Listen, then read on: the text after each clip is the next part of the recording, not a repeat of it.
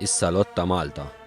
Dan kien kliem il-President tal-Każin Għaqda fil-Armonika Prince of Wales Lauro Abela sabiex jiddeskrivi l-armar li jintrama ta' kull sena fil-Festa San Dominku fil-Birgu. Armar li jitlob sija twal ta' xogħol u dedikazzjoni minn ħafna dilettanti. Din is-sena dan l-istess każin qed jippreżenta opri ġodda għat-tiżjin sabiex ikomplu jsebħu t-toroq tal-Birgu f'dan iż-żmien ta' festa. Aħna raw banda l-ora li tirrappreżenta set banda l-ora ta' 12 banda l-ora oħra għal-misraħ rebħa. Umbat banda l-ora oħra li forma parti minn set ieħor ta' banda l-ori kbar ħafna li ħajintrabaw fuq is-sur tal-Kurdara.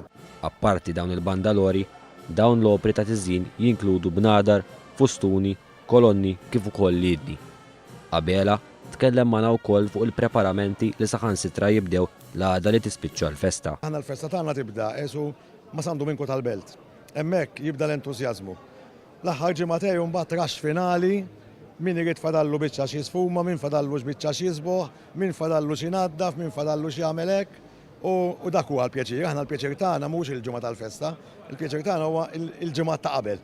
Il għaliex għandek l-aħħar preparazzjoni ċertu entużjażmu, ċertu pjaċir. Fl-aħħar nett tkellimna wkoll ma' Patri Aron Zara li saħaq dwar l-importanza tal-parteċipazzjoni taż-żgħażagħ f'dawn il-festi Maltin. Iż-żgħażagħ hija importanti xi huwa l-futur ukoll ta' dil-komunità Dominikana hawnhekk.